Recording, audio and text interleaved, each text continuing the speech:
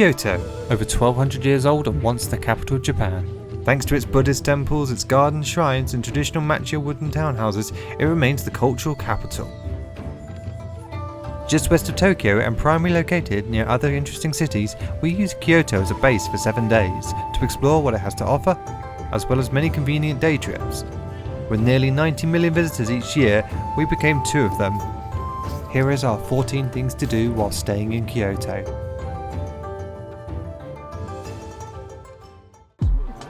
Having left the stunning Mount Fuji behind, along with our small little rental car, we board the Shinkansen heading west.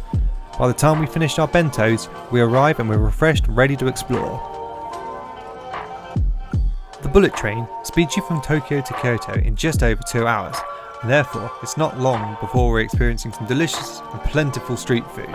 And in fact, you don't even need to leave the train station before you're overwhelmed by the number of quality restaurants. You'll likely recognise these iconic red torii gates, Fushimi Inari, almost the flagship of Kyoto's shrine. But what does the surrounding city have to offer, and what hidden gems can we find in Kyoto?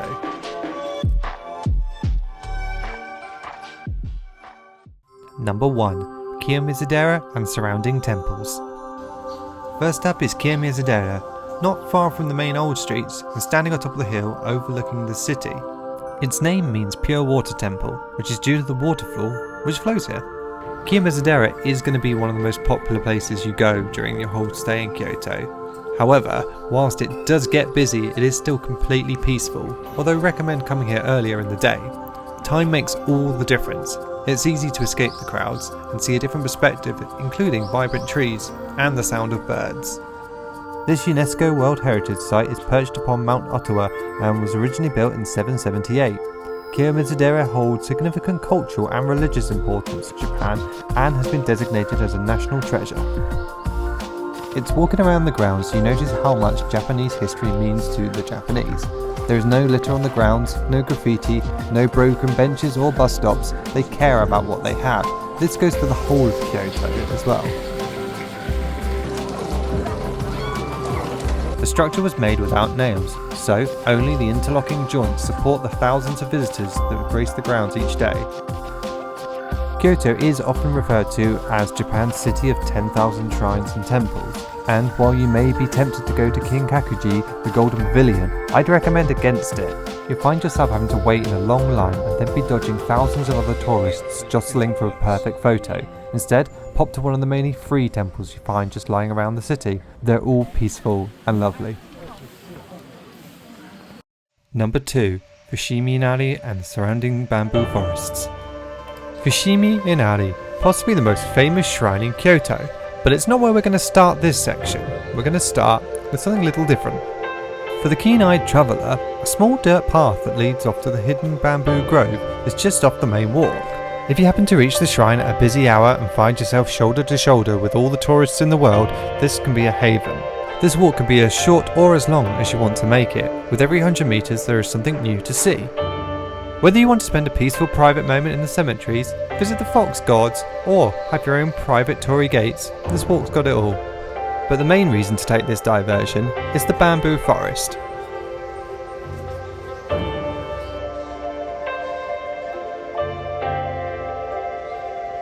This bamboo forest is a great competitor of the Arashiyama bamboo forest in the west of Kyoto. However, this walk will see a lot less crowds, unless you count the birds and the crickets among the visitors.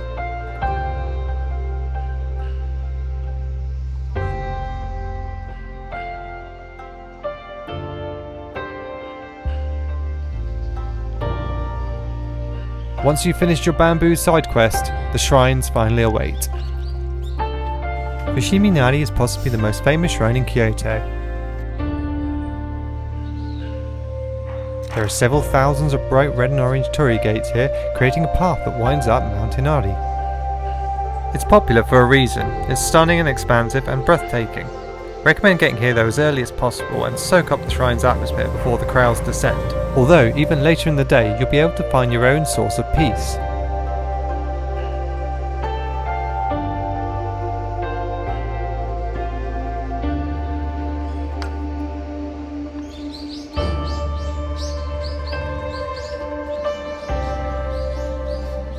And as we're already here, that leads straight into point 3, exploring at night or early in the morning. The stunning beauty that you saw during the day is only amplified at night.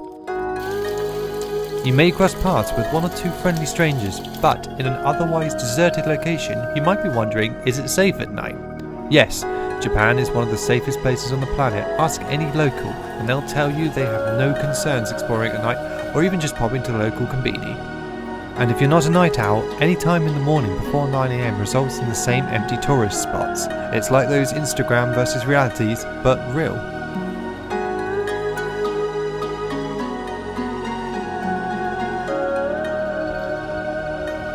And once you've built up a late night or early morning appetite, you can go straight into number 4. Number 4. Eating all the food. No Japan list video would be complete without some mention to their delicious cuisine. Kyoto street food offers you both traditional flavours and more modern trends. If you're not planning to go to Osaka, it's a great place to pick up your takoyaki.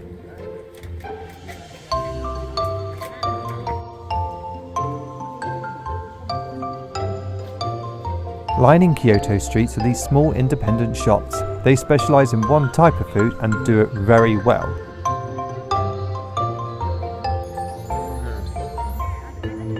Sweet treats, matcha flavours or warming ramen, all of these are going to be in abundance and they're all going to be delicious. A short hop on the train and we head north to Nishiki Market. Here the stalls are lined shoulder to shoulder with each other, each selling something a little bit different. Whether you're a meat lover or a vegan, looking for something sweet or something with a little alcohol in it, it's got you covered, this market. And because they sell them in small quantities, it means you don't have to pay an arm and a leg, as you can get one piece of this or one piece of that. And once you're full up, running parallel is a long street of shops. Whether or not you were looking for that souvenir, the anime figure, or you're looking for something a bit more traditional, they're all there for you. And if travelling all over seems like a bit too much hassle, then the convenience stores are no slouches. They've got everything you could ever want, and they're great prices. Particular favourite is the fried food counters at the tills in each store, although the waistline would probably disagree.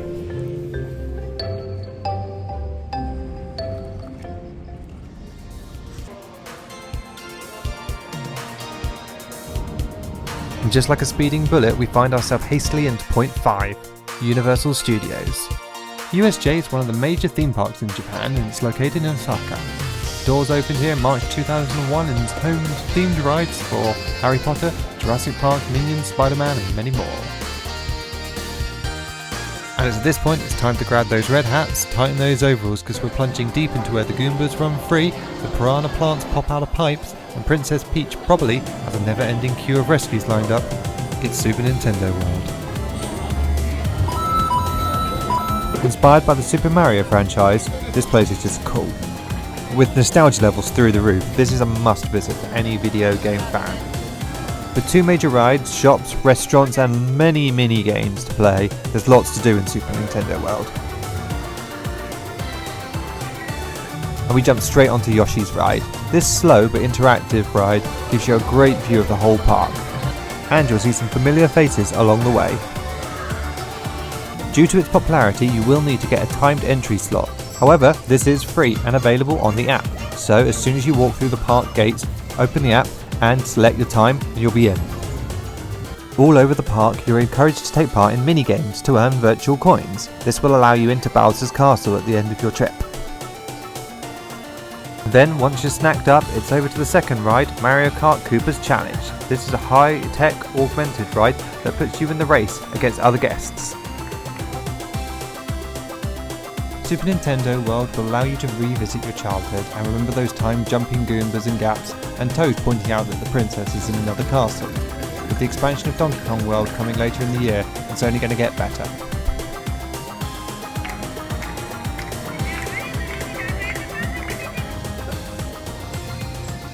Once you've reached Game Over, why not head over to the Jaws ride? This is a classic ride that park enthusiasts may remember from the Orlando park. But if sharks aren't your thing, maybe wizards are. Here at Hogsmeade you can shop for everything you need for your first day at Hogwarts, whether it be robes, wands or butterbeers. Picturesque and charming village with the cobbled streets, medieval architect and snow-capped roofs is a perfect place to pick up a souvenir for a wizardy friend.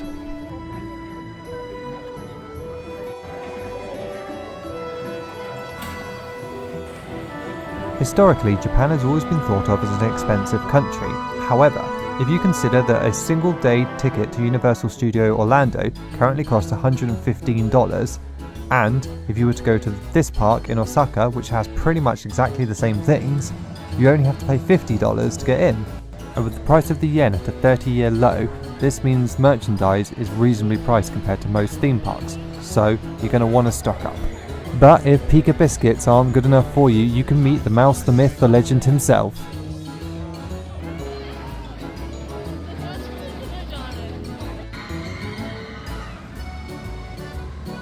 And once the flying dinosaur has flung you upside down again, it's time to head out.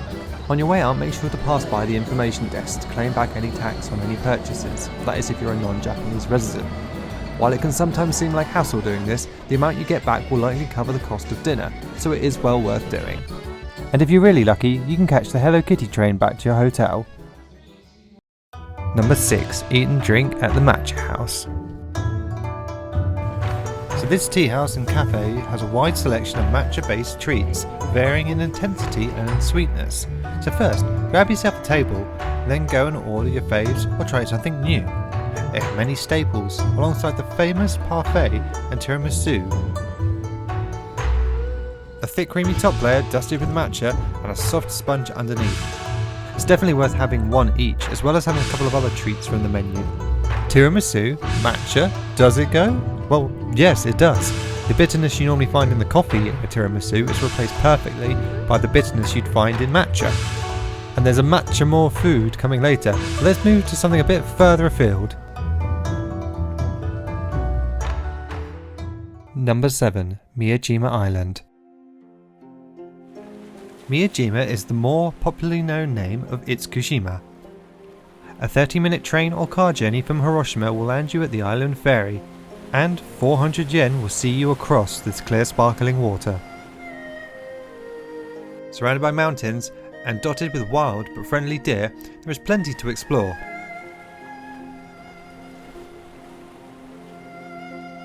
Miyajima is home to one of the Nihon Sankei, the Itsukushima Shrine. This is one of the 3 great views of Japan. And while the deer aren't as ready to steal your biscuits as they are in Nara, they aren't bothered by the humans at all. We ranged on foot rather than rickshaw, spending some thoughtful time in Komyoin Temple. As we saw earlier in Kiyomizu-dera, this is another perfect example of Japanese architecture where no more nails is best.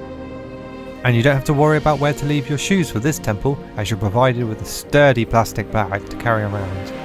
Then, once you've shuffled around in your socks for a little while, you can head up the mountain for a vista overlooking the entire island. And I can see why they built this temple where they did, with perfect views in all directions, including a pagoda.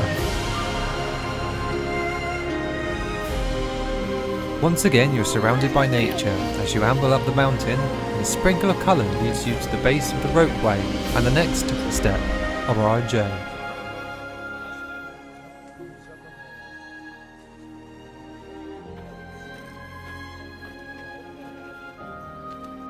We then took the ropeway, which was 2,000 yen, up the 2 stations and the 433 metres to a Shishiiwa observatory. And for those not a fan of heights, I would not advise looking down.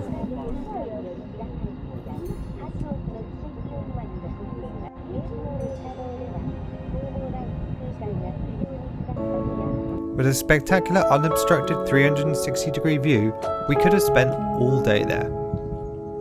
One of the things that sets Japan apart from other countries is when you've reached the top of a mountain, there'll be a nice vending machine at the top with ice-cold drinks, and the price of those drinks will be the same as they are down on the ground. Always being able to find a cheap refreshing drink keeps you going a lot longer.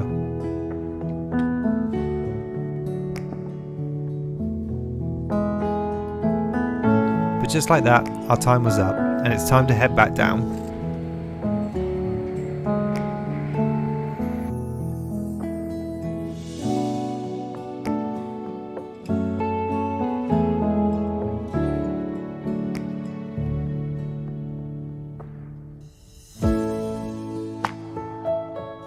And as we're in this part of the world, that takes us straight into number 8, Hiroshima. The importance of this unassuming building can't be measured. On the 6th of August 1945, the United States dropped an atomic bomb over Hiroshima. The ruin of this hall serves as a memorial for the 140,000 people who lost their lives during the bombing. It is kept in a permanent state of ruin as a reminder of the destruction effects of nuclear warfare. The dome was due to be demolished, but became a subject of controversy when some locals wanted it torn down, while others wanted it to be preserved as a memorial. Ultimately, when reconstruction of Hiroshima began, the skeletal remains of the building was preserved and still remains untouched.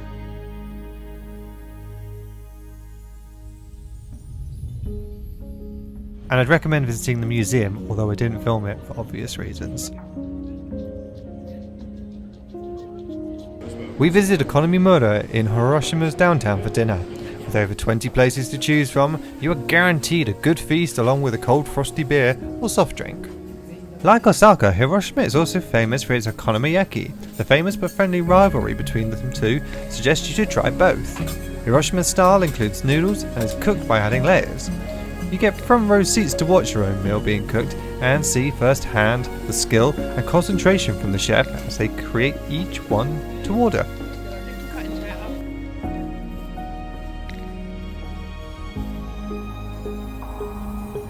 And we take this chance to speed straight back to Kyoto for point number 9, to explore the seasonal themed food and drink. One thing that will stand out about your trip is that you'll notice the themed food offerings that you find throughout the year, from seasoned delicacies to tie-ins with popular events and festivals, and even anime and mangas. There'll always be something specially themed on the menu. And the Halloween boo drink gave us an opportunity to go into one of the more unique Starbucks we've been into.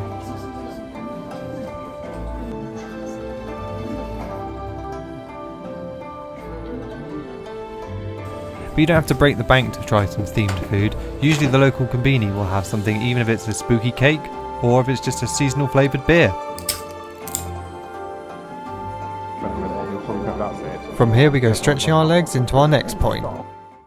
Number 10. Exploring unique architecture on foot.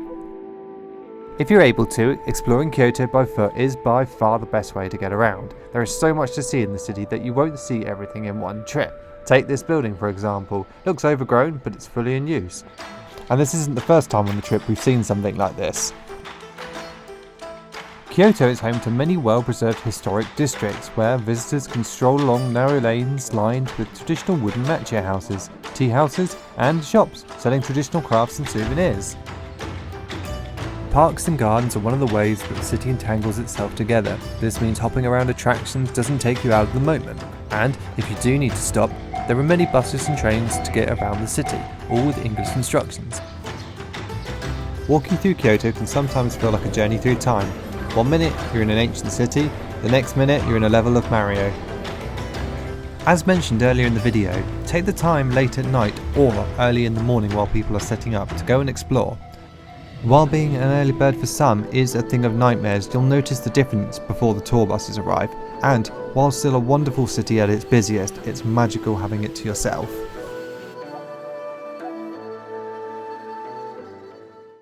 Number 11. Nanzen-Ji and the Philosopher's Path. Nanzen-Ji. Whilst originally established in 1291, as with most wooden structures in Kyoto, it's been destroyed by fire several times, but thankfully rebuilt. It's one of the 5 major Zen Buddhist temples in Kyoto, and it's easy to see why. Perfectly kept moss lawns, carefully patterned rock gardens, and beautifully curated bonsai trees. But the star of the show was the aqueduct.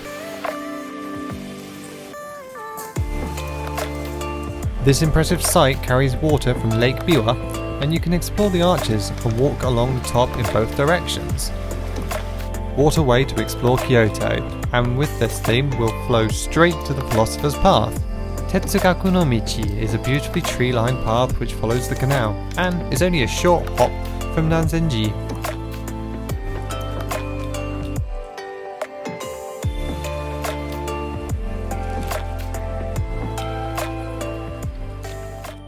Number 12. Himeji Castle.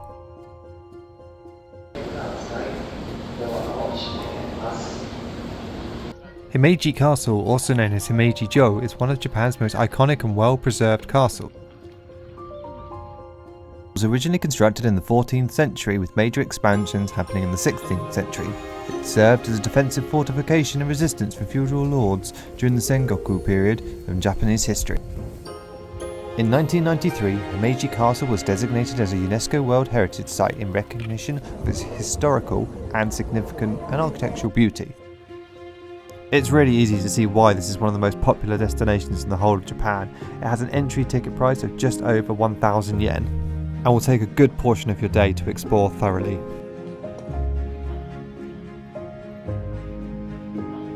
My first exposure to this castle, however, was in the 90s when I first saw the James Bond film You Only Live Twice. The castle's backdrop was used as a ninja school, and 30 years later I finally got to go here and see it for myself.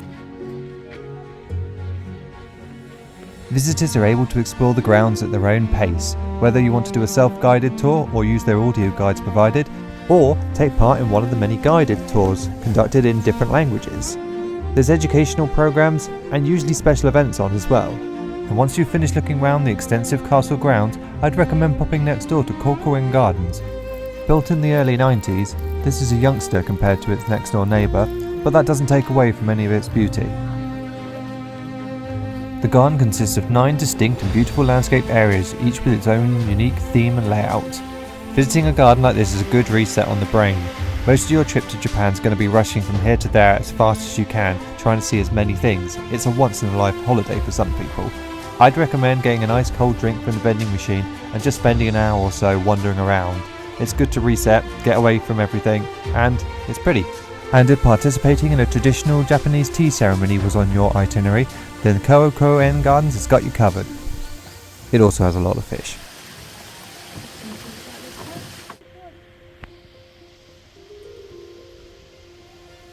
This garden is a must-visit destination for any nature lovers, garden enthusiasts, and anyone who is seeking a peaceful retreat in the heart of Himeji City. But if a garden walk is too mellow for you, the next one is a bit more upbeat. Number 13, Osaka.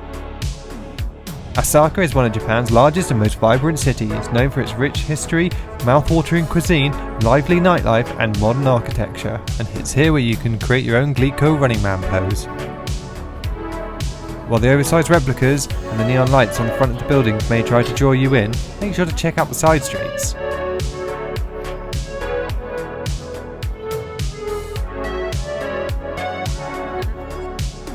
Osaka is often referred to as the kitchen of Japan due to its reputation for excellent food. Some famous dishes, including takoyaki, or okonomiyaki, and sushi.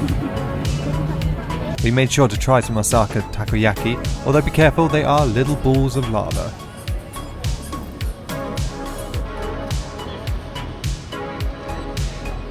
With restaurants, izakayas, and street food vendors on every corner, you won't go hungry. And hey, there's even Spider-Man scallops as well. I think. I'm sure they got Marvel's permission for that. I'd recommend visiting at night if you've only got a short amount of time like we did, as the whole place lights up in the evening. And one of the best parts is it's only 15 minutes from Kyoto on the bullet train, or local train. Free shuttle bus for road congestion. I am cancelling the operation. We are sorry. Number 14. You've probably flown halfway around the world to get to Japan, and while you've probably got a list as long as your arm of things to do, I recommend just strolling and taking in. If you mean sitting in a park for a bit, or just eating something, stop and just take 5 minutes. These are the sorts of things you'll regret if you don't. Make use of all-day bus passes and train tickets, and the Japanese will always be happy to help, so don't worry about not speaking the language. And most importantly, start planning your next visit.